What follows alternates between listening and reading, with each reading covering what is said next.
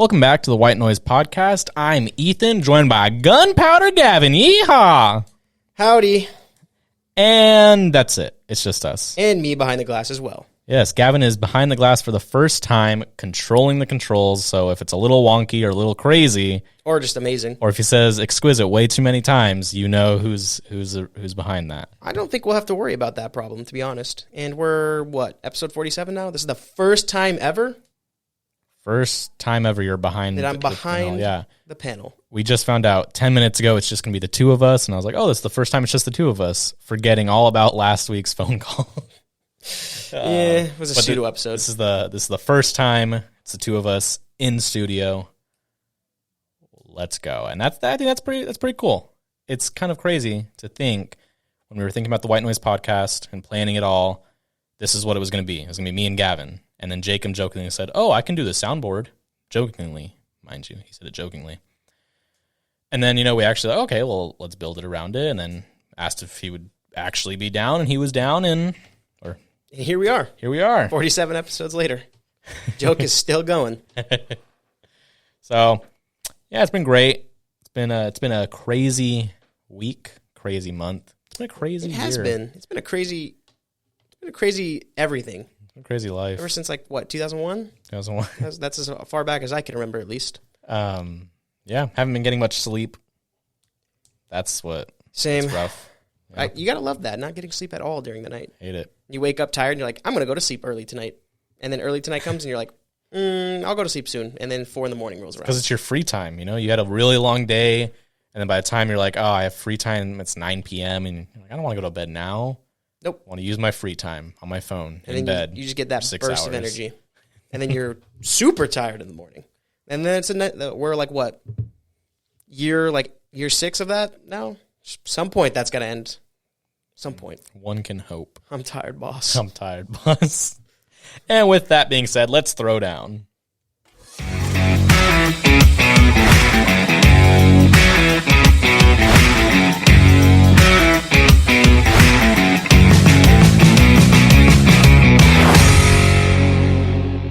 And we're back. And we went somewhere. Gavin gets it now because he's behind the control panel, so he knows that we went somewhere. He gets it. I mean, I still was here.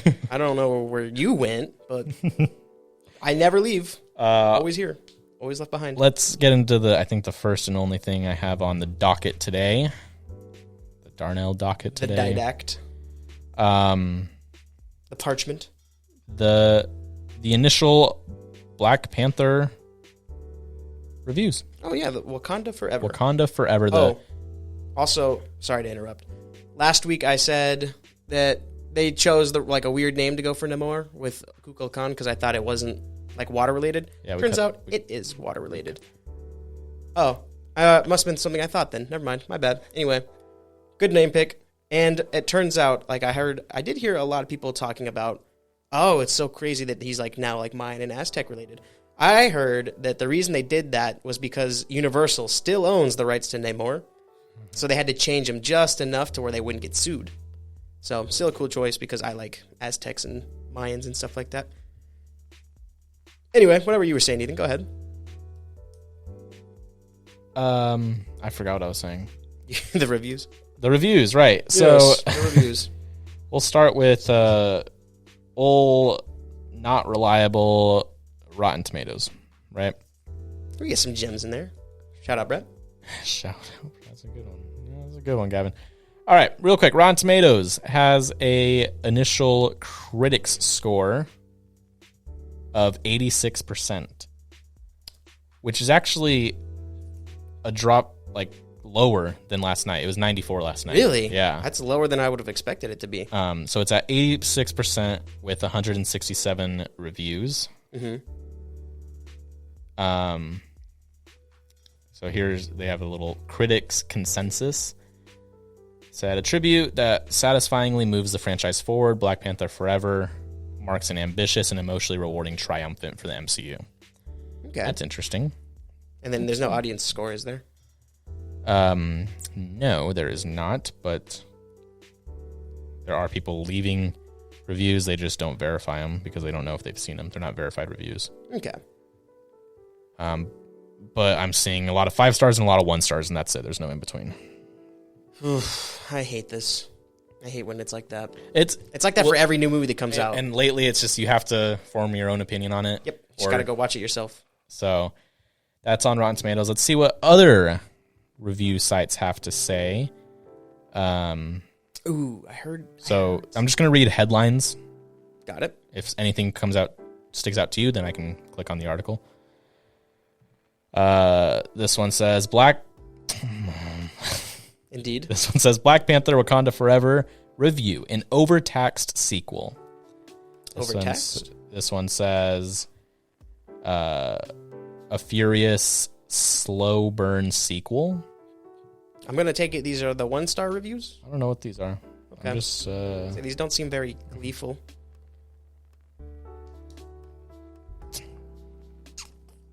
Black Panther. Here we go. There we go. So, sorry. Okay. Grief Shadows superhero sequel. A messy but valiant effort. Black Panther 2. Marvel's Wakanda Forever confronts loss. Indeed. Ryan Coogler's rousing sequel doubles as a soulful Chadwick Boseman tribute. I did hear that a lot of people that did see the movie, that was like one thing they all agreed on, is that it was very sad in the way they paid tribute to Black Chadwick Panther Boseman. 2 is the most important Marvel movies, or the most important movie Marvel's made. Like recently, that's or the headline. Entirely? That's the headline. That's clickbait. So it's from Screen Rant. Okay, well. Oh, and it's from Feige. That's the full headline. Is Black Panther 2 is most important movie Marvel's made, says Feige. I mean, I guess it depends on the way you look at it. Superhero film continues to dazzle without Chadwick Boseman. Rest in peace, buddy. I don't know. I like the first Black Panther. Haven't seen the second one. I can't say I'm super excited for Namor just because I never really liked him in the comics. Mm-hmm. Although, now that I know that he's a lot more Aztec Mayan culture centered, I actually think it's a little bit more interesting now. Mm-hmm. Just because for some reason, I'm such a huge sucker for that stuff. But isn't that what they kind of did with Aquaman? They made him more like... More like what? Hawaiian? Hawaiian? I don't think so. I mean, I think that's just they made him like a surfer dude. Did they? Yeah, Jason Momoa. Well, Jason Momoa is just. I think that's just Jason. And that's Momoa. who he plays, though. He plays Jason Momoa as Aquaman. I think that was just Jason Momoa. I don't think that was Aquaman. I know they didn't go like, that's not like super in depth with it, but just the change to make it. Why is this guy always in the water type thing? Yeah, I don't know. I'm excited for it. I don't know. I saw some of the soldiers that Namor controls, or commands, I should say. Did we get to see much of that? I feel like I just saw him jump out of the water, so I'm kind of hoping they look cool. Because one thing I did like about Aquaman is the soldiers from Aquaman at least looked cool. So as long as they look cool, they gotta look cool. They gotta have some drip, and then I don't know. I want them to be. I mean, from what we've seen, they're menacing. Like we see them whoop some ass, but I want to see them drip, especially if they're coming from the ocean. Either drip or drown in there. But I guess we will have to wait and see when it comes to that movie, as it's not out yet at the current time of this episode being recorded. Although I will say, like I said before, I'm very excited to see it. I don't know when I'll go see it because super busy and such. So maybe we'll have to make a movie of the week at some point in the future. Maybe so. That's all we have down for the happenings in the pop culture news. Can you think of anything else? We already talked about The Witcher last week, right? Yep. Okay. But Henry Cavill's back as Superman, so that's all that matters. Spoiler. I think everyone knows about it now. True. And with that being said, let's get into the movie review. The movie review. It's the purple one.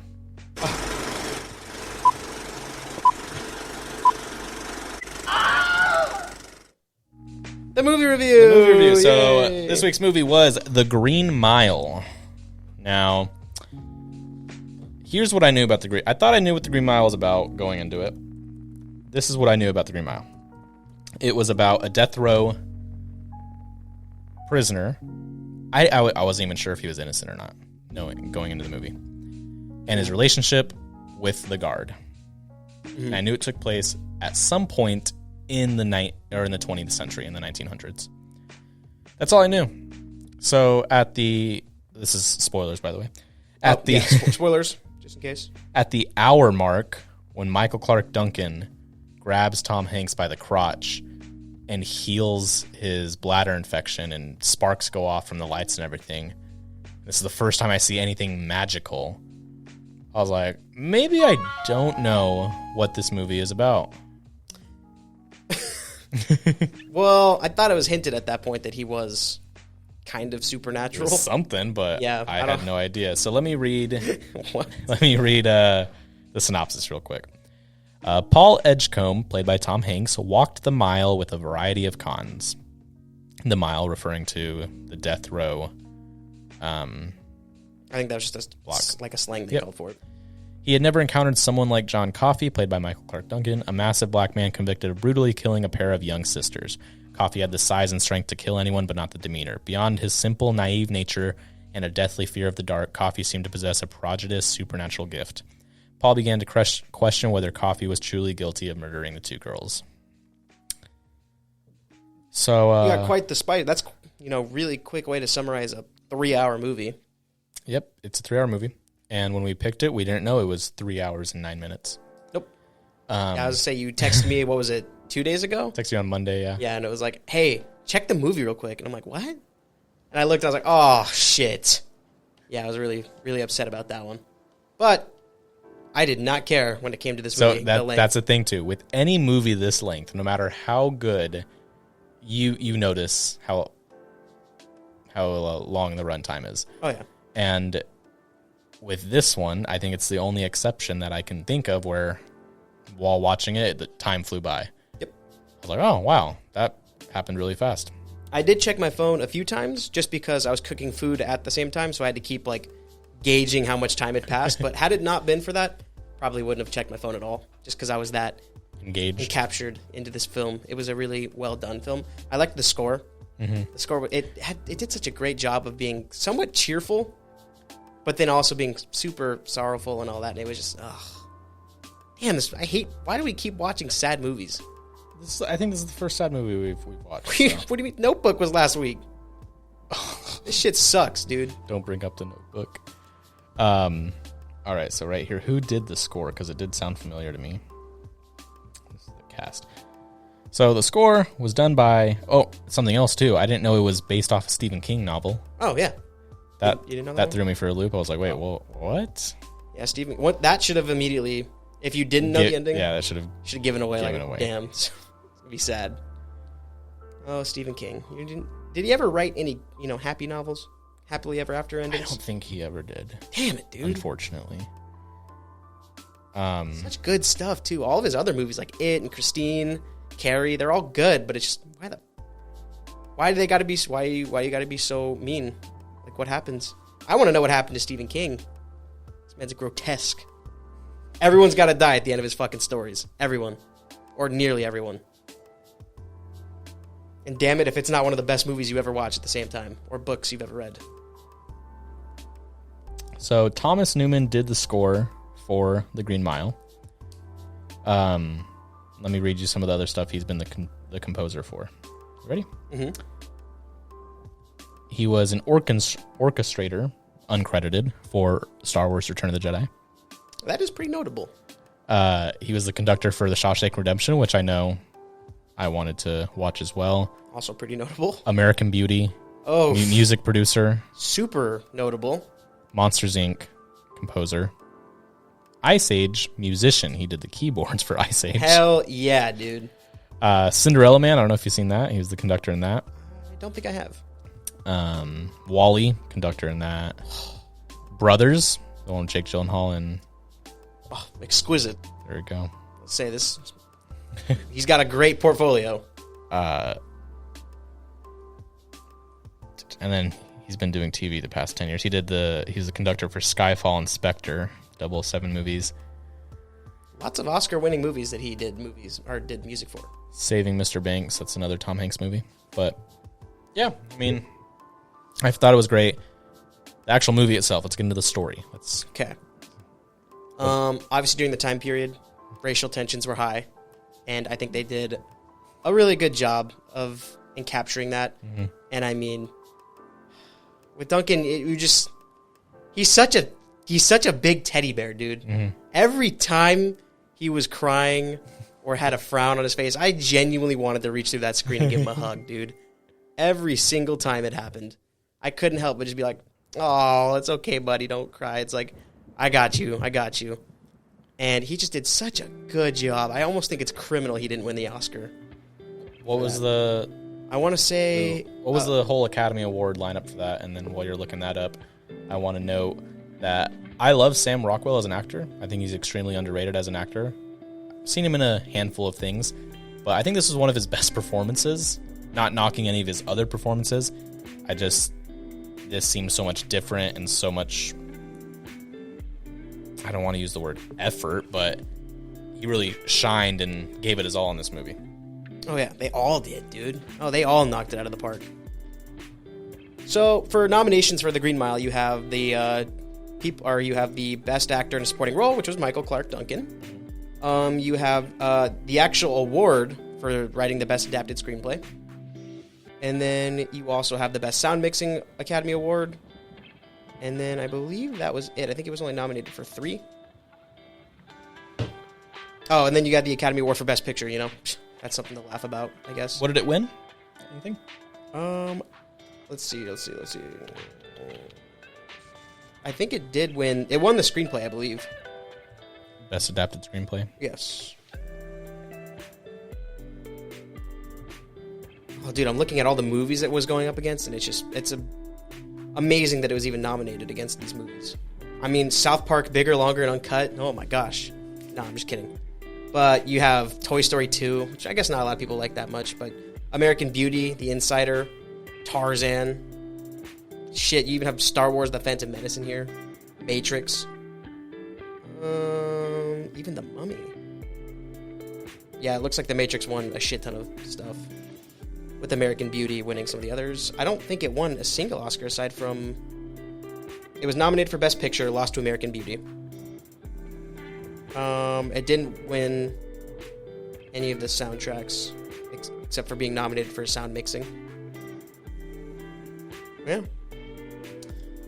I enjoyed the contrast between, like, from a storytelling element, between kind of like Percy's character and then the inmates, the men on death row, minus Wild Bill. Oh yes, these were all 4 nominations, by the way. None of them won. You had sound, actor for supporting role, writing, and then Best Picture. But they lost to the likes of American Beauty and The Matrix, so tough year. Tough year. It's a competitive spread. Yep. But God damn it, if I don't believe it, should have won at least one. Michael Clarke Duncan should have at least should have got one. Great. I'm tired, boss. Dude, such an amazing job. Yeah. Well, real quick, I had no idea what to expect, and then he grabs Tom Hanks' crotch, heals him, and then, like, spits out these bees, and I was like, what the heck? So, yeah, that threw me for a loop. But anyways, I really liked the contrast between the inmates and then Percy. Oof, I fucking hated that. Percy was... It was the contrast of, you know, good and evil and, like, true evil. Like, Percy wanted to see an execution. He wanted to treat those inmates like garbage. Mm-hmm. You know, he's like, sabotaging. You guys are gonna die, and like I'm gonna make sure you know you're gonna die. Yep. And then sabotaging Dell's execution and Edward.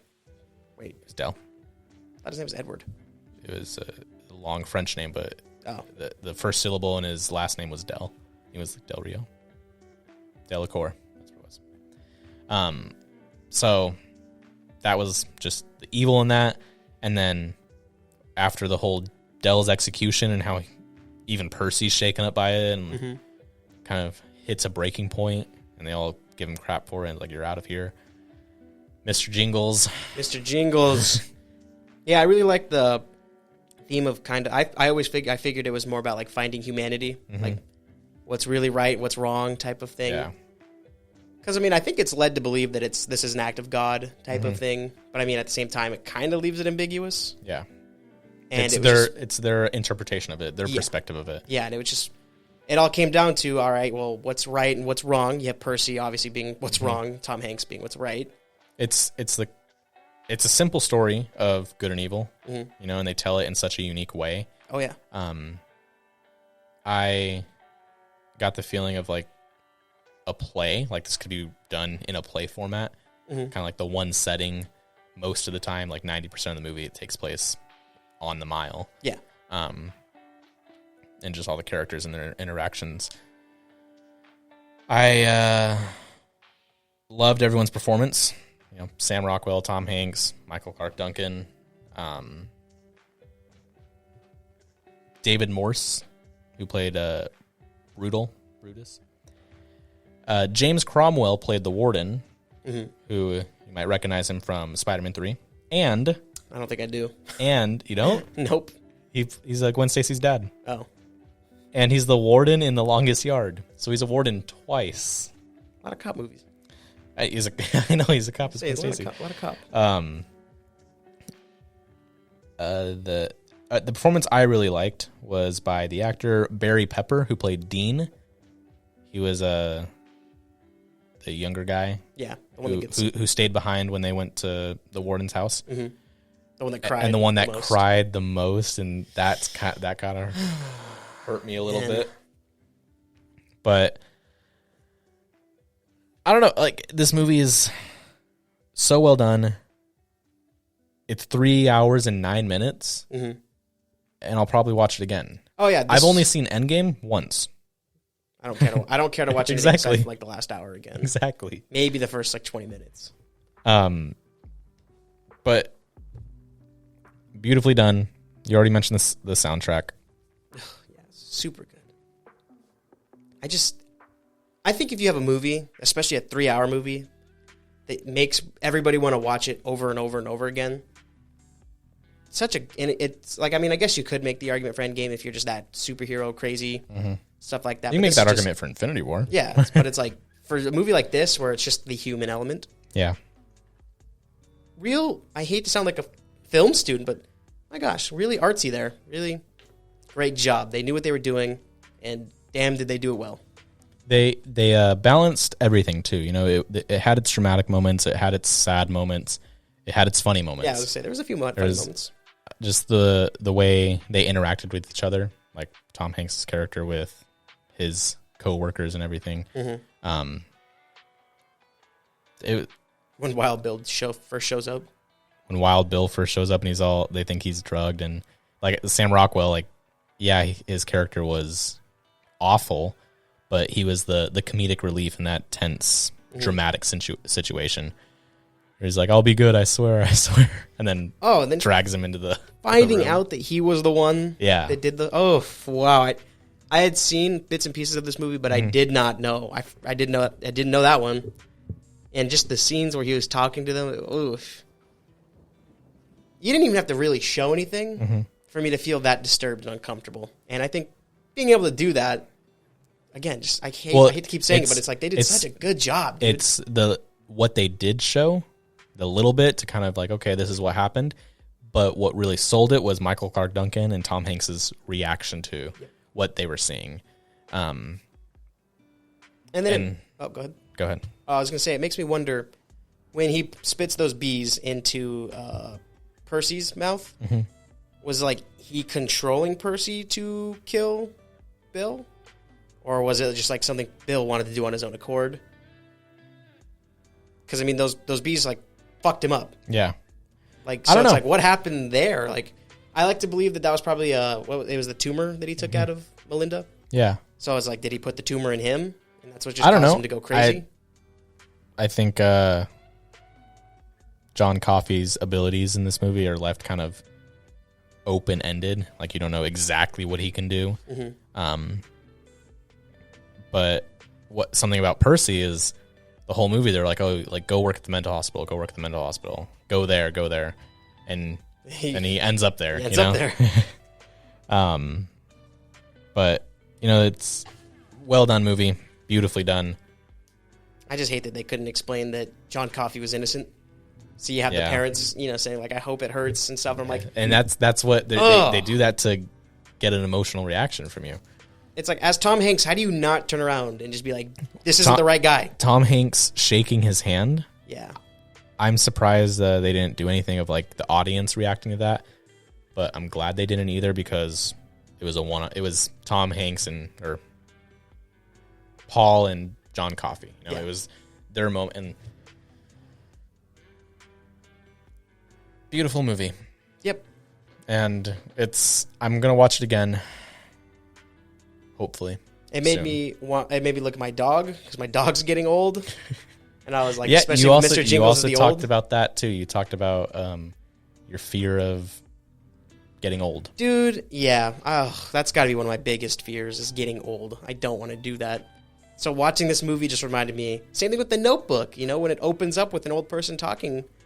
Yeah. And it's just like, they're in a home and they're just mentally not there. They're getting hard to walk. And it's like, I don't want to do that, dude. It's like, I really don't. Like, I don't want to try to sound edgy or anything like that, but I don't want to live to see myself get even close to that. But I guess maybe that's not up to me.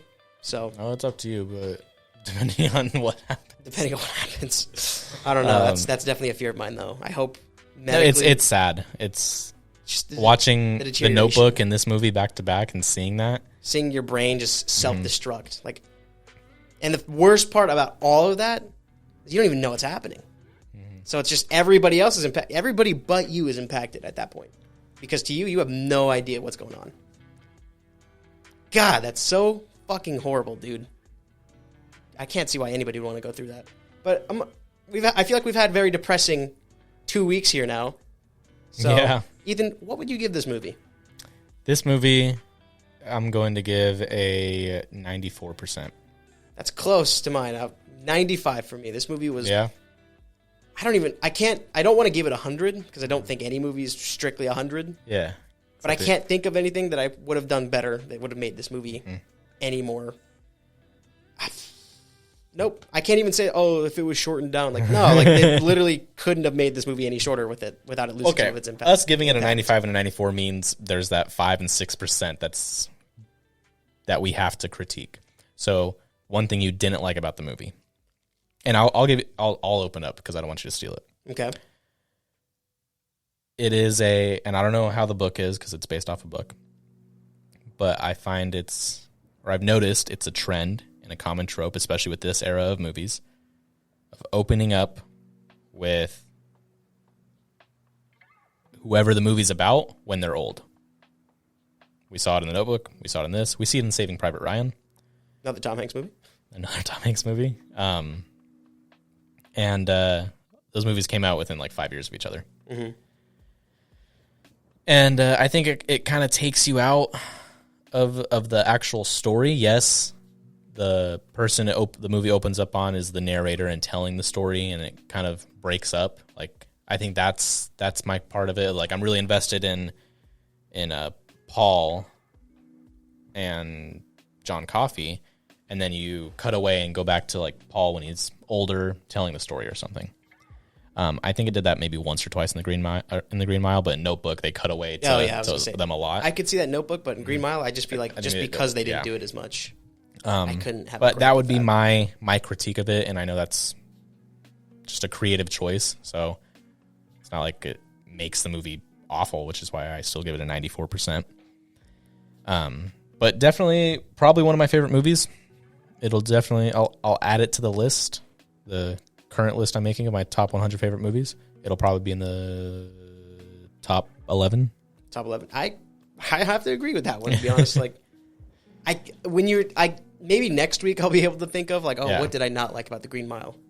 Like, as of right now, even though I literally just finished the movie like an hour ago, I can't think of anything that I didn't like. Aside from, like, I didn't like Percy. But we were supposed to not like him. He had a great performance, like the way he talked and everything, and I just feel like maybe his punishment was a little too harsh. I know that sounds crazy to say to Percy, but like messing him up mentally and sticking him in a mental hospital for the rest of his life, that's honestly a fate worse than death. I would have rather been Dell in that situation than to just be like, well, you're going to be drugged out for the next 30 years. What he did to Dell was awful, though. It was horrible, yes. I'm not saying I'm not saying he should have got off easy. But, like, I just feel like that was too harsh. I was like, okay, Dell was going to die anyway? Okay, I can see that being a critique, though. That being a way too harsh of a punishment. Yeah. Like, if it was like Dell wasn't supposed to die and this was the dude they were just, like, when they were rehearsing and he specifically killed that guy. That's, like, straight. Then it's like, okay, whatever. Yeah. But, like, Dell was going to die regardless. I mean, minus negative brownie points for killing him that way, yes. But, you know, it's not like he straight up murdered the guy. Mm-hmm. Even though he did murder Wild Bill. But, I mean, again, Bill was going to be killed. Anyway, and Bill, I don't know what Dell did. Obviously, we know he should have, quote-unquote, should have deserved it. But Bill, we know for a fact, deserved it. So I didn't feel any sympathy for Bill. But it's just for Percy. I was like, ooh, he needs some help. Don't get me wrong. He does need some help. But I think mentally destroying him and then just sticking him in a place where he'll just, like I said, be drugged out. And he was probably like, what, 30? So for the next, 40 years. I think he's younger than 30, but yeah. So the next 40 to 50 years, he's just going to be drugged out in a mental asylum? Like, good God, dude. Yeah, no, I'd rather be Dell. As much as I hate to say that. I'd rather be the dude that just went out quite literally in a ball of fucking glory. But, yeah, that's me. Personally, I can't think of anything I hated about the movie, aside from just Percy got it a little too hard. I think that's a fair critique. But then again, it's a story element. Yeah. I hate... Damn. The actor was 39 when he played Percy. How old was Percy, did they say? I don't know. Well, because they said Tom Hanks. Tom Hanks says he was 44? Yeah. I think, when he died. I don't know. Let's see. Let's see if it gives us an age. According to the novel, he was supposed to be 21, but the actor was 39. Damn. So that's even worse. Ugh. Poor Percy at that point. How old was Tom Hanks? So he was our age. He was our age. Yeah. And Tom Hanks was 43. 43. As an actor, like as a real person, but playing a 44-year-old, so he was right there. His character was 44 when he was actually 33. You're looking at me like you were confused. Oh yeah, just a little bit. I'm kind of dumb. You said too many numbers right there. But yeah, good movie. I enjoed it. I liked it. And what are we watching? What are we watching next week, Ethan? Oh, don't steal my quote again. Sorry. All right. Well, we love this guy too much. We brought him back. Hollywood doesn't. They don't. Oh yeah. No, he gets the short end of the stick in every goddamn movie. His characters are always sad. Ryan Gosling movie. Can you guess the movie? Did you guess it? Probably not. Tell me your favorite Ryan Gosling movie. I like that too. If you said Blade Runner, you're incorrect. Joe. I like The Nice Guys. Haven't seen it. I liked Drive. I liked The Notebook. I did like The Notebook. I'm going to like Barbie. I'm going to love Barbie no matter what. I know for a fact when Barbie comes out, I'm going to like it. Anyways, we'll stop teasing you. We're going to watch La La Land. There we go. Emma Stone. Woo. Emma Stone and Ryan Gosling in La La Land, the 2016. Is it a musical? I think it's a musical. I don't remember. I want to say it's... Musical romance is what it's under the category. Sebastian and Mia, played by Ryan Gosling and Emma Stone, are drawn together by their common desire to do what they love. But as success mounts, they are faced with decisions that begin to fray the fragile fabric of their love affair. And the dreams they work so hard to maintain in each other threaten to rip them apart. Beautiful. Absolutely. Exquisite. Oh, absolutely exquisite. I hate that I like pressing that button. It's funny how... Funny? I just Google La La Land. Mm-hmm. And then you know how on Google it says people ask, or people also ask, right? Mm-hmm. So this is what people are asking. Why is La La Land so famous? Why La La Land is a masterpiece, ? What is the meaning behind La La Land? Why La La Land end the way it did? Is La La Land sad? Don't look why at La La else. Land is one of the best movies. Why La La Land is one of the best movies. Well, Brett, is it one of the best movies? Is it, Brett? Is it? Shout out, Brett. It's Brett's one of Brett's favorite movies. So J.K. Simmons is in it. He is. You should have told me sooner. But Ryan Gosling's in it, so we're good with that. Driver. All right, be sure to watch La La Land next week, and we will review it here on the show live. Oh my gosh. Okay. Live. Ryan Gosling. Yeah. Oh. Ryan Gosling. On Gos. When this episode comes out, it'll be the day before Ryan Gosling's birthday. Happy birthday, Ryan Gosling. Well, how old is he turning? 42. Damn. So he was young as shit when he was in those movies. He still is young as shit. No, I mean, yeah. He's not 20 years old anymore, but yeah, not old. He hasn't peaked. Yeah. Yeah. Is there an issue here? No. Okay. Exquisite.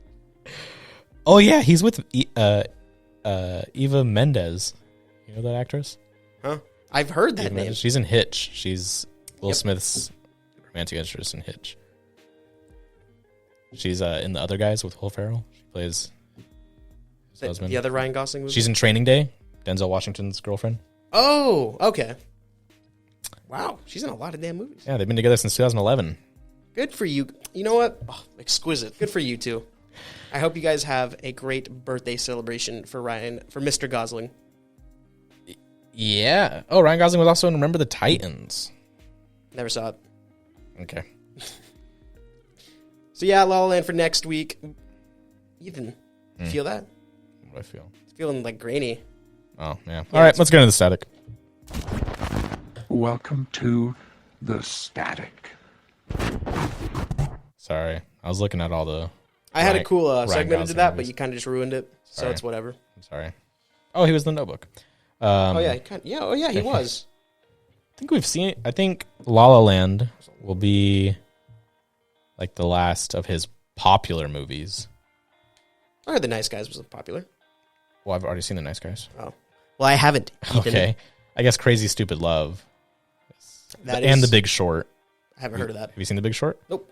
It's with Christian Maybe Bale. we'll watch it the next week. That's actually, it looks like it's a good movie. I've heard about it. It has Christian Bale, Steve Carell, Oh God. Brad Pitt, and Ryan Gosling. Oh my God. Marissa Tomei. What Margot Robbie's in that one too? What a cast. Barbie too? You know what? That's going to be the week after. Maybe. Maybe. We'll see. I want to see him in Barack Obama, though, in the movie. The what? Ryan Gosling's playing Barack Obama in the movie. Huh? Just kidding. Oh. I'd be like, what? All right. Cool. What are we doing? Oh, it's static. Static. bring We this up have Gavin's fear. I have a lot of fears. I just said I was fear of getting old. Unless we're talking about... Yeah, wait. What the hell did you write down there? What is Gavin's fear? Care to enlighten me Your about that? stage fright in public bathrooms. Okay. This is so. kind of a weird way to say that. Every week I never give Gavin a script, but since Jacob's not here, I was like, you know what, Gavin, you can have the script. So he's seeing just how I write these scripts. Where Gavin's poo? All right. So first of all, let's preface this by saying stage fright. So it's happened to me a few times where it's like everybody is in the bathroom, right? Like especially at sporting events. we're really talking about the bathroom right So now. it's like everybody is, all the urinals are taken. There's like a line, right? All the urinals are taken. We're super close together. And, it's like, I pull it out and I'm just like, I can't go. It's like all of a sudden I can't go. I don't have to go anymore. And I'm like trying. It's like Tom Hanks in fucking Green Mile. I was like, come on. And I'm like, I just can't. Like it just looks back and he goes, no, we're not going to today. And then I get stage fright because then I'm like, fuck, dude, the person behind me is waiting. So it's like I've had one time where I legit made noise. I was like, You're lying. Yep. And then no, I'm not lying, but I actually did. I did that like nonchalantly and then like flushed the toilet. You gotta not suitable for young audiences here, but you gotta do the wiggle to make sure to make sure the audience is sold that I did indeed use the bathroom. Gavin, do you ever pay attention to the people next to you in the urinals? No. Okay, so what makes you think they pay attention to you? I don't know. I'm a paranoid person, Ethan. I know. But, yeah. And then, right after I get out of the bathroom, damn, I really got to take a piss now. But I can't go back in there because then they're going to be like, dude, didn't this guy just go? So it's like, well, kidney stones. Kidney stones. Urinary tract infection. Tom Hanks is me. I'm him. I'm him. Like, literally, I'm him. But anyway, that's my stage fright. I want to know. I wanted to ask, does anybody else feel that way? If you have to go number 2, can you just go anywhere? Like public bathrooms or? Honestly, depends on how I'm feeling. There have been times where I'm like, nope, I got to hold it. And then there are times where like, I don't care. It depends entirely on my mood. What's the severity here? For what? Like how much do I need to go? Is this like, I can't hold it depends. anymore? I don't really have much of a reference because like on a 1 to 5 for the last, like, I would say 10 years, maybe even longer, my body just doesn't need to go poop unless I'm at home or at work now, I guess. You're a lucky guy. Even at someone else's house, no, I don't need to go. Even it does suck on short vacations because like if I'm gone for 3 days, it's like my body just can't go. And then that third day is kind of brutal until I get home.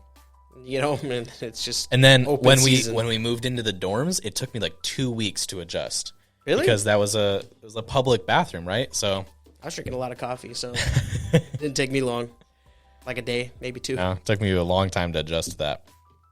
But I think living there and living in the dorms, kind of, I can go, if I have to, I can go wherever I want. Not wherever I want, but, you know. In the public restroom. In the public restroom. In the place I am meant to be. But yeah, I don't understand your stage fright, though. That's weird. Does anybody else... See, I wish Jacob or Paul were here. They could piggyback off of it. Let's call Paul. Ready? Call him. Nope. But yeah, that is something I've been wanting to say for like 3 months now, but I always forget about it until I use the bathroom in a public area, like at school or something.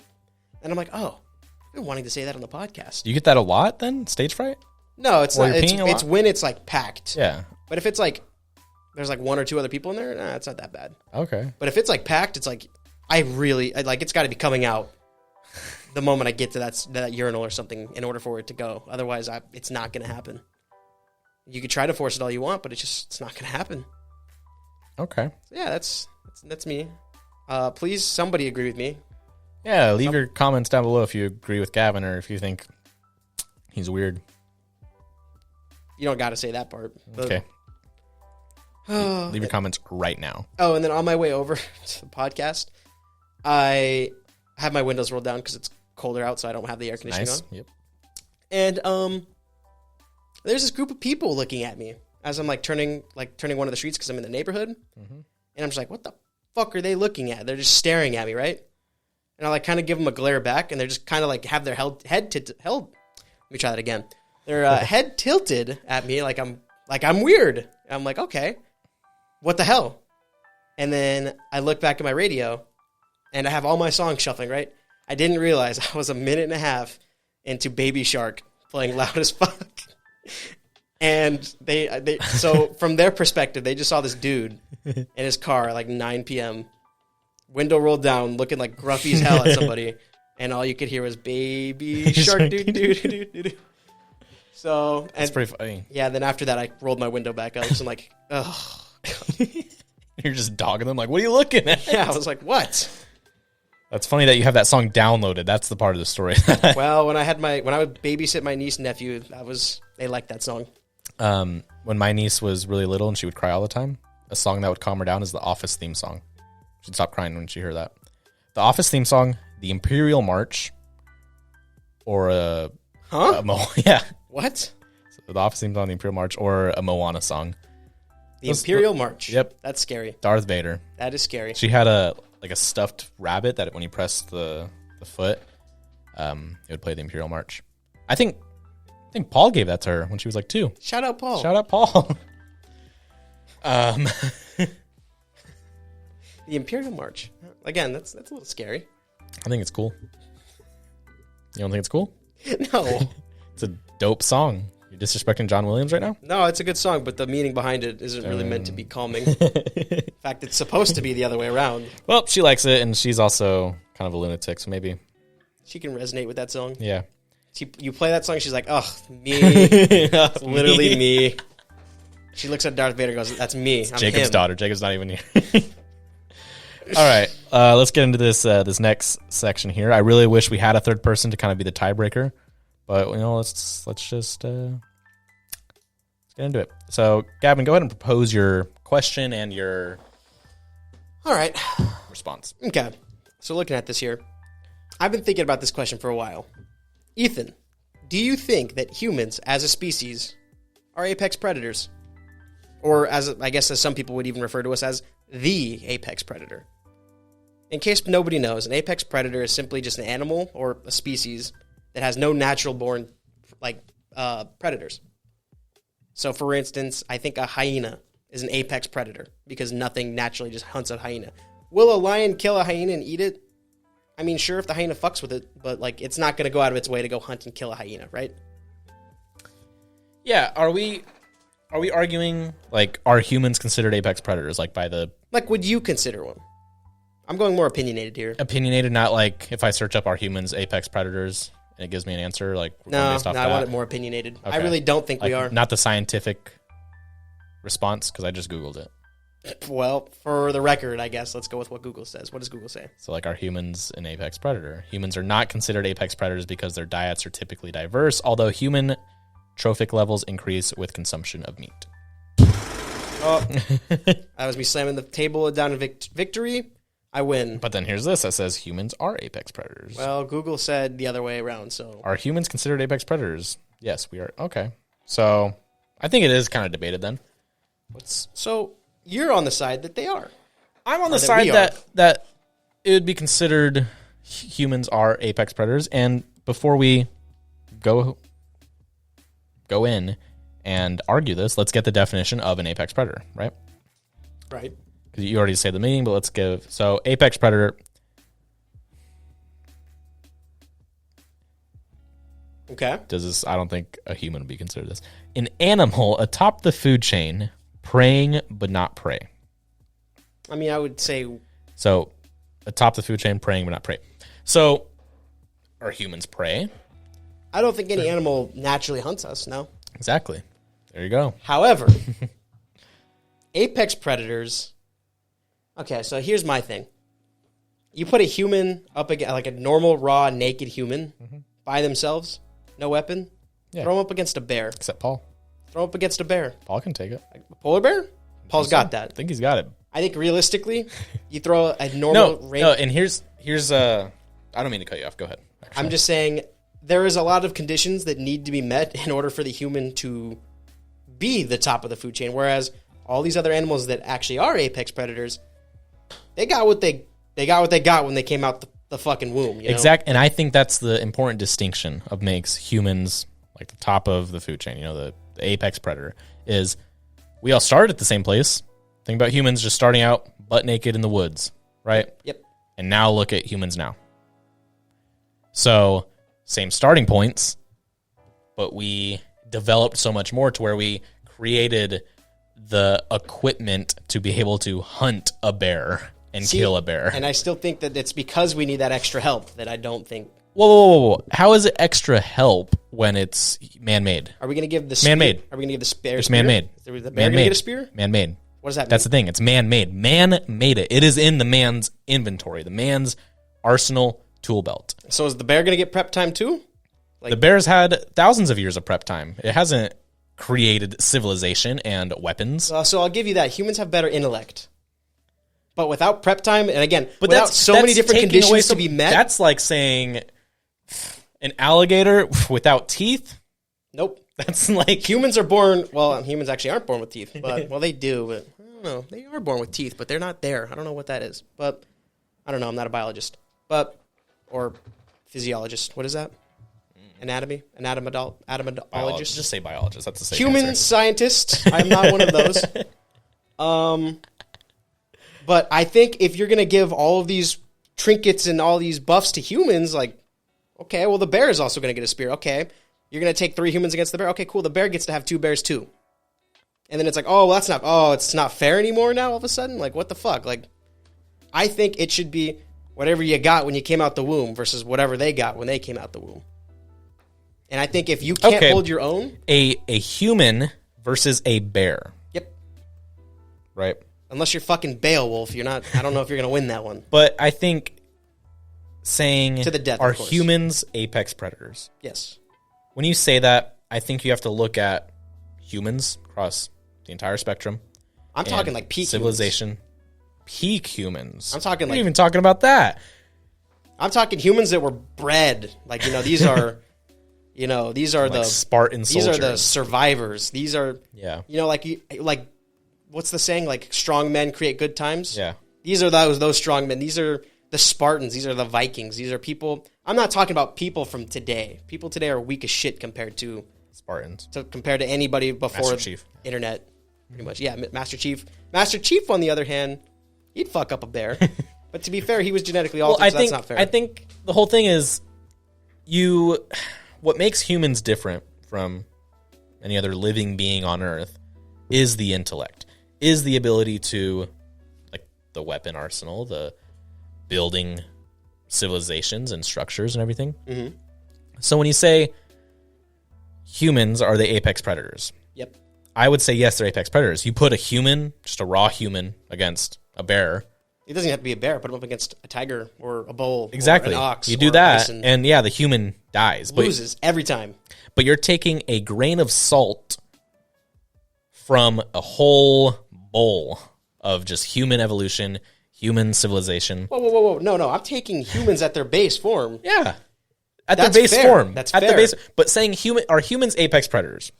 Here's the thing. I don't believe so, no. Here's the thing. There are so many creatures and animals that have existed and are now extinct because they had too many predators and now they're gone. Humans don't have a predator above them. They are at the top of their food chain. And I think that's the distinction, is they're at the top of their food chain. They're not being hunted by anything. Yeah, something can kill them. I'm sure if a lion slips up, an elephant can kill it. Well, yeah. And it's but an elephant, I think, is also an apex predator. I don't think anything hunts elephants. Does it? Look that up. I think tigers might actually hunt them. But I think humans got lucky. I think our brains and our thumbs, because I think we take thumbs for granted. Like, try firing a weapon or, like, holding a spear and doing all that shit without a thumb. It's pretty hard. I think humans got lucky. But ultimately, my bottom line, there are too many check boxes that need to be checked for humans to even come close to edging out animals. Even the majority of animals. I mean, fuck, even a dog, just a normal house dog could fuck you up. But taking away a human's intellect and ability to use tools is really crippling them. Exactly. And that's what makes humans so different. Otherwise, and you can do that to an animal. Otherwise, we're chimpanzees. You could do that to an animal. But here's the thing. Chimpanzees have a shit ton of strength. We don't come close to a strength. A chimpanzee would rip your arm off. No problem. The chimp could let you pull on its arm, and you probably maybe pull it out of its socket. But the chimp would literally effortlessly pull your arm out, like entirely, and just beat you to death with it. If any other animal had our intellect, we'd be fucked. There would be no way we would beat them. Because, in my opinion... I've seen Planet of the Apes, yeah. Shit, what happened to humans? To be fair, humans kind of wiped each other out, but like... Well, that was a disease, but man-made disease. But... I don't know. Like I said, there's just too many boxes need to be checked. I think our argument of this just comes down to the definition of what an apex predator is. Well, I mean, so you said hunting, right? Or our personal definition of it. Like, or what we're defining it as. When you say, like, apex predator needs to be a predator, not a prey, right? Not hunted at all. I feel like humans are not hunted at all. They're not being actively hunted. No, unless the human is doing something stupid. Like, if you get close to a bear cub, then yeah, you're going to get hunted. But exactly. So I think... Naturally, though, no, I guess not. And humans have survived this long without having anything above them. They've evolved this much. So, going back to hunting, even with hunting, they got to be hidden. And even then, when you're talking about hunting, are you talking about, like, deer? Because Don't get me wrong, deers will fuck you up too. Just hunting in general. Like we have the ability to kill any animal we want. I want to go back to that. I meant to say deer, not deers. So real quick, strike that from the record. But even a deer will mess you up. So when it comes to hunting, a small boar is capable of murdering the hell out of you. So it's like you not only have to be using a pretty powerful weapon, but then you also have to be hidden, and there's all this prep time that needs to be taken. I'm not trying to discredit anything a hunter does. Don't get me wrong, hunting's not easy. Hence why it's a craft that you have to perfect. Hunting is not easy at all. I'm not trying to discredit that at all.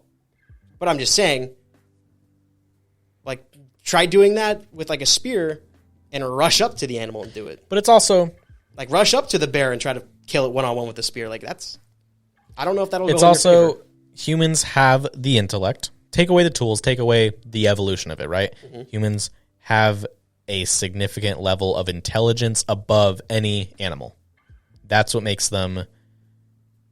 Yeah, and I keep thinking the Homelander. I'm better than you. I am better. I'm smarter. I am better. I just hate that that's the only edge we have over animals. I mean, but in the instance of if we were face to face with a tiger in the jungle, mm-hmm. right? You have the intelligent ability to come up with the strategy. Might not be very good, might not be great, but you can be like, okay, let me do this. The tiger sees you and is like, I'm going to kill you. And they don't have much of a, maybe a little bit. Like you see that in animals, like when you say, oh, this dog's so smart just because they did something a certain way. But that's a fraction of what humans have. Right. Like you say, oh, let me, like. It makes me want to go off on a tangent. I want you to finish what you were saying. Oh, go ahead. I was going to say, I hate how dumb animals are sometimes. Like, does it ever piss you off how stupid sometimes animals, like the choices they make? Yeah. Like seeing my cat the other day, trying to like jump up on someone. I'm like, you're not going to make that. I've been seeing a lot more cat videos on Instagram. Like, especially cats, dude. They're like, oh, those are smart creatures. I'm like, where? Which one? Mine's not. I saw a video earlier today where there was a cat and then there was a chair. And on the chair was like a plastic hanger, like hanging off. Mm-hmm. And the cat was like slowly like winding up its paw and then smacked it. And it came up and hit it, jumped up in the air and... Yeah. You see, it's stuff like that. It's like, I get that humans are more intelligent, but sometimes I just have to look at it and we'll go, damn, you're stupid, dude. Like, and that's proven my point. No. Animals are dumb, humans are smart. Humans are smart. That's the extent of it. We have the ability to, quote unquote, battle plan, come up with a strategy, and make intelligent decisions. Right. Yeah. Whereas most animals see you and just, beeline it. Like, oh, let me kill this bitch. I feel like humans, this is going to sound weird because there's no other way it happened, but like, I feel like humans made themselves apex predators, but natural humans are not apex predators. Like, sure, given enough time, we could. I mean, what's the saying? Like, you can give a chimpanzee a typewriter and eventually they'll write Shakespeare. Eventually it will happen. But it's like, all it would have taken is one predator back when we were, like, caveman era, and we would have been fucked. We would have been screwed. If anything was like, damn, even then, humans. Caveman era, they still hunted game. Yeah, but with very simple tools. Exactly, but you also needed like a group and traps. Okay, and that's the same with like wolves, pack animals. Yeah, but wolves don't. I'll give you that much.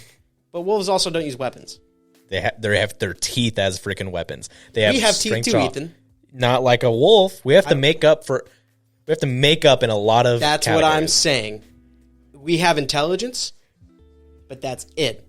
Every other animal, for the most part, beats us by a ton. That's it, huh? That's it. We have intelligence, and that's it. Intelligence can go a long way, Gavin. Like its strength, durability. We break easy. You know how easy it is to break your collarbone? It takes like 10 pounds of pressure to break your collarbone? Not even in bed. He's still awake. No, yeah, and I don't know. I think you and I are pretty firm in our positions. I don't see us convincing the other one, but I'm curious to what other people think. I just think that, like, going back to this point for, I think, a third or fourth time, I just think if so many things need to be met for you to be considered an apex predator, are you really an apex predator? It's like, oh, you won the race. Well, the second place was handicapped, and the third place didn't show up. So it's like, did you really win the race? It's like, you won, technically, sure, but it's like, Did you really win the race? Like, were you first place? No, we won. Native Americans used to kill buffalo by tricking the entire herd to run off cliffs. I saw that. That's smart. That's something that humans naturally have. I'm not trying to take away from hunting in like the crazy shit humans have thought of. Like, I don't want to take away from that at all, but I'm just saying, like, animals don't have to do that. Animals don't got to do that. They also can't do that. That's the thing. They don't need to. Humans can naturally do it because we need to. That's what makes us... Because we have to. Okay. Wolves don't have to have sharp teeth. Yeah, they do. They don't have to. Well, they have claws to make up for it. Exactly. There you go. So we have nothing else to make up for it. Oh, my gosh. Like, even the muzzled tiger that I fought, like... That thing should have killed you. It's you say it like you fought it. Like muzzled tiger I fought. Like, the swipe, like, sure, it couldn't use its... This is someone's first episode, and they just heard you say that muzzled tiger I fought. Like, sure, the 1,000 or whatever the bite force it has, the one that'll tear you limb from limb easily with... Okay, cool, but the paw that strikes with about the strength of 5 dudes, like, that's going to have something to say. But how come humans can kill tigers? How? With a gun? There you go. Who invented guns? Humans? Exactly. Oh, yeah, sure, like I said, given enough time. Exactly. Given enough time, a chimp will write Shakespeare. Egg. Exactly. Nope. No, exactly, dude. That's what I've been saying. That furthermore proves my point that humans needed too much time. They needed all of this stuff to be met before we could find it. And at that point, it's like, okay, well, are you really an apex predator? I think you're just... I think hunters are close to apex predators, but as a standard person, let's bring in a second opinion. And who are you calling? And I think, let's see if they answer. But who are you calling? With humans, it's... Are you calling apex? Are you calling Coyote Peterson? I'm calling the apex predator. The apex predator? I am an apex predator. Hey, Paul, you're live on the air on the White Noise podcast, and right now me and Gavin are in a discussion of, are humans really an apex predator? Gavin believes no. I believe yes. Humans are apex predators. What do you think? Fuck yeah. Let me tell you right now, what's outside my door? I'm going to sleep peacefully tonight. I'm going to go get my food peacefully tonight. Nothing's going to eat me. Nothing's going to kill me. Just another human because they're apex predators. I'm on the stance of we're not apex predators. Okay, well, we're the number one species on this planet. Correct. After a certain amount of time. But we all had the same starting point, and that was my argument. No, we didn't. No, we didn't. We didn't have the same starting point. Who's going to beat me? Who's going to beat you? Yeah. I don't know. I think a hippo. What are you scared of, Gavin? I think a hippo could take you. I'll beat the shit out of a hippo. I don't know about that one, Paul. I think a hippo would fuck you up. Did you know that, actually, it's funny you say this, in Florida, they were going to get a hippo zoo, and they were going to start harvesting hippos and make hippo beef? I did not know go that. through. What? Yeah. But here's the thing, though. Hippos aren't saying, like, let's go get some humans and make a human farm and get some human meat. You know what I mean? Well, one of my points is that, yes, humans have higher intelligence, but that's all we have. We do. Over animals. That's all we have. I also have a gun, and that goes that intelligence. thing hits hard. That goes in with, and even then, a lot of animals aren't going to give a shit that you have a gun. Like, you shoot a human like once or twice, the human's fucked, dead. Go shoot a polar bear like once or twice. Polar bear's not going to care. Polar bear will simply just not care. He won't care because he'll have 2 bullets in his brain. If you can land it. But even then, even if you landed the headshots, is that going to be enough to kill the bear? Paul, I didn't want to. I just wanted to get your opinion. I don't want to bring you on to outnumber Gavin. Yeah, I just wanted to get your opinion. I knew you'd be on this side because every time we do Gavin versus Wild, you're like, just give me a pair of boots and a Bowie knife, and that's all you need. See, but you need. I like how you said boots first. That's true. To make it easier, I think Paul could do it with his bare hands easily. Against a hippo? Against a bear. A bear? Polar What kind bear. of bear? Polar bear? Yeah. Hi, Mom. Yeah, you can use it. Hi, Mrs. Paul. Mrs. Paul. Mrs. Paul? I don't know her name. She says, hi, baby. I don't know who I'm talking to. Oh, my gosh. It's Gavin. But on the air. Hi. Yo, she said I'm back. That's Paul's mom, by the way. I think they put that together. Shout out Paul's mom. Paul, remember when we said, hey, you want to be on tonight? And you're like, I have to go to bed in 6 minutes. You lied to us? Yeah, I had to put a facial mask on though first. Can lions and bears put on facial masks, Gavin? I don't think so. They don't get acne. They don't have to. They don't get acne, huh? Nope. Do bears it's because they're too damn worried about getting killed. I don't have to worry about that, so I can worry about other things. A lion and a bear? They don't have to worry about getting killed. Killed by what? 100%. They're worried about freaking eating and getting fat for the winter. Yeah, but can you run 60 miles per hour? A lion can. I don't have to. Can they with 2 bullets in their paws? Again, I don't know if the animal would care. It is possible for any animal to get acne. Boom. What? Let me see that. Dr. Piper says, although we see it most commonly in cats and dogs, there isn't a particular breeder sex that is predisposed. So yeah, it happens at least in cats and dogs. Dr. Piper is wrong. Okay. Because I say so. All right. Sounds good. Paul, we appreciate you for joining us. We hope to have you on soon. Yeah. I'm putting the face mask on to look good for a camera when we do old fashioned. Yeah. Speaking of old fashioned, what about it, Gavin? Where is it? It doesn't exist. Here's an argument you can settle, right? Okay. Jacob made a comment that old fashioned didn't exist. Like he said that. I was like, oh, it exists. Like we have a video out for it. Mm-hmm. So, no, it doesn't exist until you post your first episode. It doesn't exist. And then my sister was like, yeah, I have to agree with him. I was like, okay. But if a movie is coming out, it's not out yet, but you still put out a trailer, does the movie not exist? Boom, well, lawyer, watch it. You're wrong. But Black Panther 2, it's not out yet. Does it exist? Well, yeah, because it's out for different people. It's just not out for us. It's out for me. Old Fashioned is out for me. Old Fashioned's out for Paul. Yeah, but that's open to like an actual select audience. Interesting. Of more than remember when the Snyder Cut was a rumor? Snyder Cut. Did the Snyder Cut exist? No. It existed. It existed. It existed, but it wasn't relevant. There you go. It existed. So Old Fashioned exists. It's just not relevant.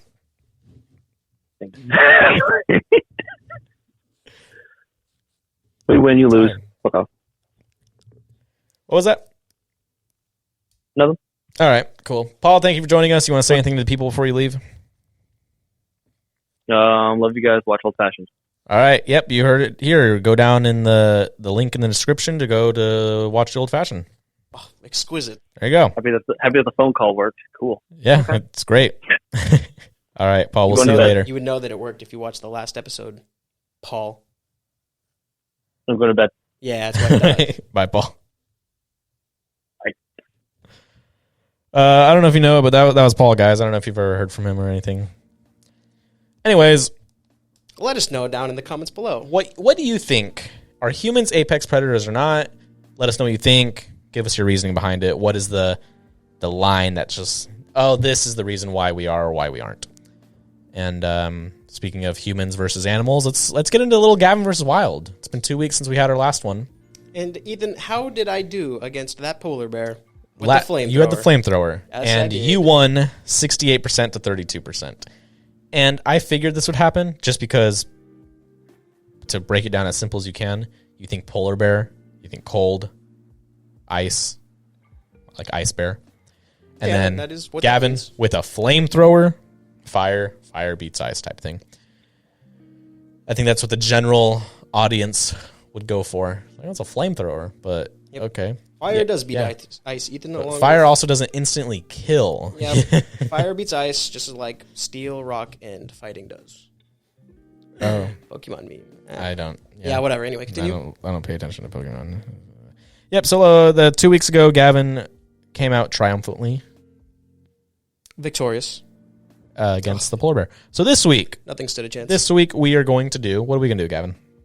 I kind of want to do another sea creature, but it's so weird because humans aren't sea creatures. Let's do a giant squid. Just straight up giant squid. Let's do the Kraken. Do octopus. Well, didn't you say a couple weeks ago you wanted to do fantasy animals? I would love to do fantasy animals. I just don't know how that would work. Spin the wheel. Okay. Fantasy animal wheel. Gavin versus a unicorn. What would I want as a weapon? A horn? No. I think I'd want a minigun. A rocket launcher? I'll take a rocket launcher if you were I willing know to give you'd me take a rocket launcher. That'd be great. All right, spinning the wheel. And we got a... Yeah. Leprechaun. That's a mythical creature? Yeah, I'm going to respin it, though. I would say more like animal. I'll fuck up a leprechaun. You'll fuck up a leprechaun. They're like, what, 3 feet tall? They're small, aren't they? All right, we got a griffin. Gavin versus a griffin. Ooh, okay, that might be a little troublesome. Griffin. So for those that don't know what a griffin is a legendary creature with the body, tail, and back legs of a lion, the head and wings of an eagle, and sometimes an eagle's talons as its front feet. And then it has wings. I think I will take the minigun. I have an AR-15. How about that? An AR-15. No, I don't think that's... This is the body of a lion we're talking. You know how big those things are? Yeah. How about I give you a jetpack? That's it. Jetpack and a Bowie knife. Yeah, let's do it. You think that's Jetpack fair? and a Bowie knife. Jetpack and a Bowie knife. I'll do that fight. Okay. Explain your process of how you would kill this griffin with a jetpack and a Bowie knife. How much fuel do I have in this jetpack? Like, how long can I stay airborne for? I'd say you have an hour total of fuel. And then how long do you think griffins can fly before getting tired? Like, what if I just... I think they can fly for pretty long. Okay. Honestly, I would try to see if I can get behind it and, like, land on it and then just stab it in the back of the head as many times as I could. And if you can get there, yeah. Otherwise, oof, this would be rough. You can put up a fight. This would be bloody-ass fight. And I don't know if I'd want to be in the air. I think I'd have to take the air as a last-ditch effort because it's probably going to be a lot more comfortable in the air than I will. Yeah, naturally. So, like, oh, dude, what if I, like, flew above it? It starts to go up into the air, and then I fly completely around it, into the ground, sliding, and then I just bring the Bowie knife up and then just slit the stomach open. Like, entirely. Yeah, so you just have to get under it. Yep. And I mean, if it's an eagle and a lion, that means they pounce, right? So I just wait, and it's going to do that on its own. You make a really good point. Dude. So it's, like, easy. Honestly, you look at it on paper, Gavin with a Bowie knife, a jetpack, versus a griffin. You're like, damn, Gavin's going to die. But then you gave a pretty compelling argument. Exactly. And we use our brain. And look at that. Full circle, Gavin. Humans are apex predators. Yep. When you have a jetpack and a Bowie knife and the brain. And the brain. But we use our brain. Then yes, you can win. All right, that's Gavin versus Wild. Be sure to vote on our Instagram at OEF White Noise. And in the comments down below, all votes are gathered and tallied together. Yes, indeed. And indeed they are. And yeah, so Gavin vs. Wild, we do it every week or every week that we feel like it. We didn't do it last week. Why didn't we do it last week? Because we were on the phone. That's why. Anyways, this week, Gavin versus Wild. Gavin versus a Griffin. Gavin, jetpack, Bowie knife. Griffin, raw. Griffin. Griff. And Gavin with jetpack and Bowie knife versus Griffin. Yes. The Griffin. His name is Griff. From now on, if I beat it, though, from now on, I get a Griffin. You just get a Griffin companion for everything you do? Okay, then we'll really have to buff up your opponents. Or I guess you're going fantasy realm, right? I'll do it. This is your fantasy This is my art. entrance to the... This is the art. You're like, you've conquered the real world. You've conquered these normal animals. You are the apex predator of Earth. This could be a fucking show or something like that. We just make it in. It's just every episode, it's me going up against some random animal. And it's a buff, and then it's a nerf. We should hire an animator to animate, kind of like what is it? The good one. Stroke? The deadliest warrior? No, not the deadliest warrior. The fuck are you talking Death about? Battle. There we go. Death Battle. What the fuck? You can like animate it like Death Battle. It's just That'd be crazy as hell if we could do that. We're hiring animators for. Oh yeah, if it just we will pay you. We pay you in $0. Pay you in a free date with Paul. But it'll look good on a college application. That's true. It'll just be strictly intern credit. Exactly. You could say you worked for One Eyed Fit Studios. Yeah, that'll go a long way. Trust us. Trust the process. Wow. So that's that. Listen, appreciate you for joining us. Gavin, space. Space. We're going to combine this with the Gavi factuality for today. I actually didn't have any space, so we're going to have to... You didn't have any space? Are you kidding me? What happened yesterday, Gavin? What happened yesterday? I saw a couple shooting stars. The blood moon? The lunar eclipse? There wasn't a lunar eclipse yesterday. There was something yesterday about a lunar. Did I miss it? No fucking way. Yeah. November 8th. That was yesterday. No, I missed it. You missed. I specifically was waiting for that. Oh, well, I think it was because we weren't going to get like the actual blood moon. We were just going to get like partial. Okay. But anyway, speaking of Barbie, going back to the beginning of the episode, the Barbie's doll's full name is Barbara Millicent Roberts from Willows, Wisconsin. Her birthday is March 9th, 1959, where she was first displayed at the New York Toy Fair. She's old. Still looks good, though. She does. Being a toy, plastic toy, does to you. Damn. Barbara. I didn't even put that together. Wow, that makes... Wow, Barbie. Barbie comes from Barbara, guys. Did you guys know? Did you know that? Did you know that, Gavin? I did not. I didn't know that either, but it makes sense now. Don't you think? So fun space with Gavin. Lunar eclipses only occur when there is a full moon present. When the moon is opposite the sun with the earth in between casting its shadow on the moon, a lunar eclipse occurs. We do not have a lunar eclipse at the full moon of each month because the moon's orbit is tilted 5 degrees more than the earth's orbit. So if you got yourself a little waning crescent or something like that, no go.